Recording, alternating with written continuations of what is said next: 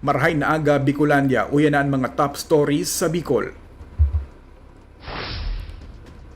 15,300 na mga maestro as in school heads sa Camarines Sur ang nanumpa matapos na ma-promote as in ma-reclassify sa irarom kan Expanded Career Progression System kan Department of Education.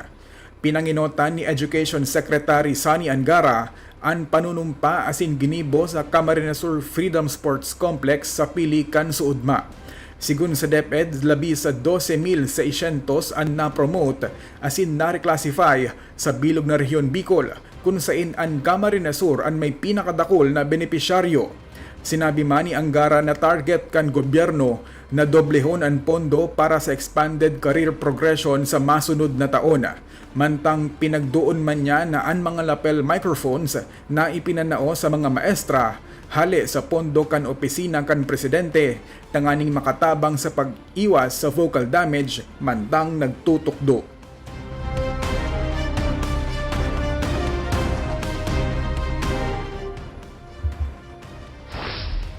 Sarong 14 anyos na estudyante ang nairido matapos na purbarang kuahon ang sarong kutsilyo sa kapwa estudyante sa laog kan sarong classroom sa Zamora Memorial College sa Bakakay, Albay. Sigun sa kapulisan, sarong 13 anyos na grade 8 student ang subuot nagkuaning kutsilyo sa iyang bag asin pinurbaran ining agawon kan 14 anyos na kaklase dahilan tangani na magsapo ininin mga lugad sa kamot. Tulos man na naawat kan mga kaklase ang dua asin ipinaaram sa saindang para tukdo ang insidente.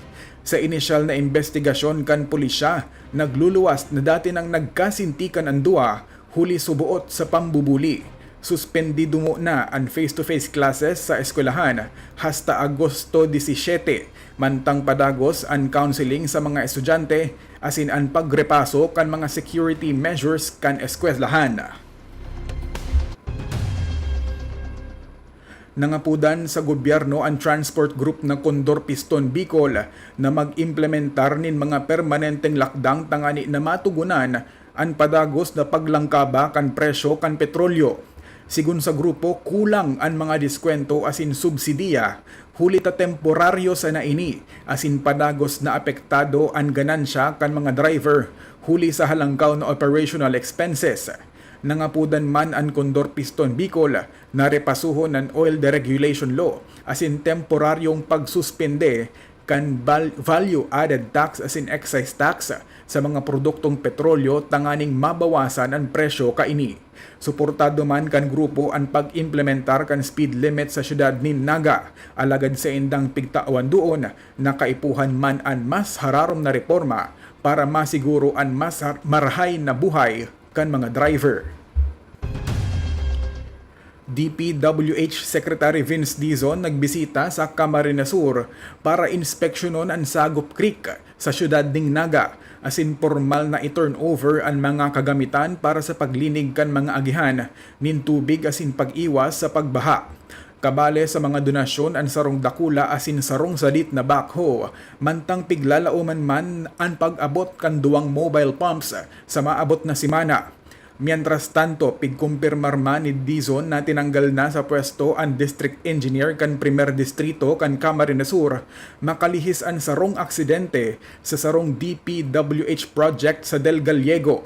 Sigun sa sekretaryo, dapat pigbabalewalaan mga safety standards asin dapat panimbagon ang mga responsable kaiba na ang kontratista. Binisita man niya ang mga nairido sa insidente.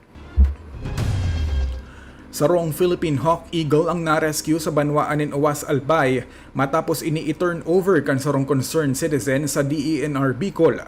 Sa pag-examinar na nawara na ang sarong kuko kan agila asin igwaman nin lugad sa pakpak mantang parahay naman ang ibang mga lugad kaini. Nailipat na ang agila sa Albay Parks and Wildlife Rescue Center kung saan ini padagos na pigbubulong asin inoobserbaran ang Philippine Hawk Eagle sarong endemic na ibon na mahihiling sana sa Pilipinas asin saro man na endangered species.